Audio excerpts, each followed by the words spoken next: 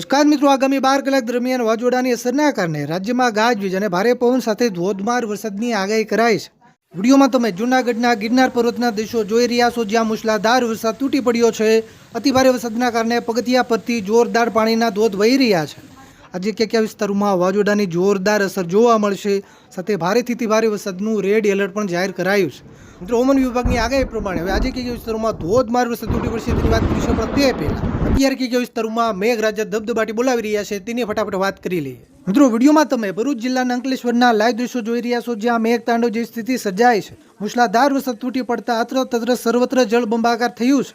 સુરેન્દ્રનગરમાં પણ ધોધમાર વરસાદ, રાજકોટમાં વરસાદ, દેવભૂમિ દ્વારકામાં પણ ભારે વરસાદ છે. ભાવનગર હોય, રાજુલા હોય, વિક્ટર, નર્મદા, રાજપીપળા, નતરંગ, છોટાઉદેપુર, દાહોદ, પંચમહાલ, તાપી, ડાંગ, આહવા, વઘઈ, કરજણ, જાંબુગોડા, નડિયાદ, ખેડા, તળાજા, મહુવા, સુરત, બારડોલી સહિત અનેક વિસ્તારોમાં મેઘરાજાએ તોફાની બેટિંગ કરી છે. મિત્રો, હવે આગામી 12 કલાક દરમિયાન કયા વિસ્તારોમાં વરસાદનું રેડ એલર્ટ જાહેર કરાયું છે, કયા વિસ્તારોમાં ભારેથી અતિ ભારે વરસાદની મોટી આગાહી કરાઈ છે તેની વાત કરીશું. પણ તે પહેલા આ વિડીયોને લાઈક કરવાનું ભૂલતા નહીં. આવી જ રીતે આખું ચોમાસું વરસાદના સમાચાર સૌથી પહેલા જોવા માટે આપણી આ ચેનલને ખાસ સબસ્ક્રાઇબ કરવાનું પણ ભૂલતા નહીં. મિત્રો, આગામી 12 કલાક દરમિયાન પહેલા આપણે સૌરાષ્ટ્ર વિસ્તારોની વાત કરીએ તો સૌરાષ્ટ્રમાં ખાસ કરીને જામનગર અને દેવભૂમિ દ્વારકા જિલ્લામાં વરસાદનું રેડ એલર્ટ જાહેર કરાયું છે.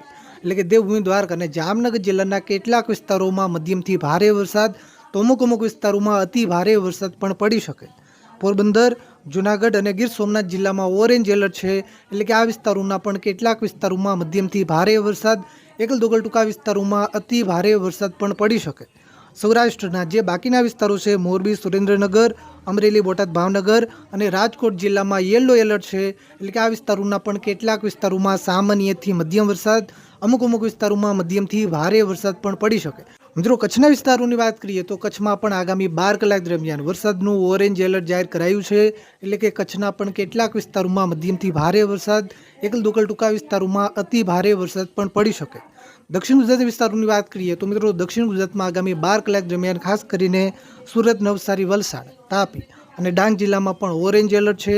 એટલે કે આ જિલ્લાઓના પણ કેટલાક વિસ્તારોમાં મધ્યમથી ભારે વરસાદ, અમુક વિસ્તારોમાં ભારેથી અતિ ભારે વરસાદ પણ પડી શકે. નર્મદા અને ભરૂચ જિલ્લામાં મધ્યમથી ભારે વરસાદની આગાહી કરાઈ છે. મિત્રો, મધ્ય પૂર્વ ગુજરાતમાં આગામી 12 કલાક દરમિયાન ખાસ કરીને આણંદ અને વડોદરા જિલ્લામાં ઓરેન્જ એલર્ટ જાહેર કરાયું છે. એટલે કે આ વિસ્તારોમાં પણ ભારેથી અતિ ભારે વરસાદ પડવાની શક્યતા છે.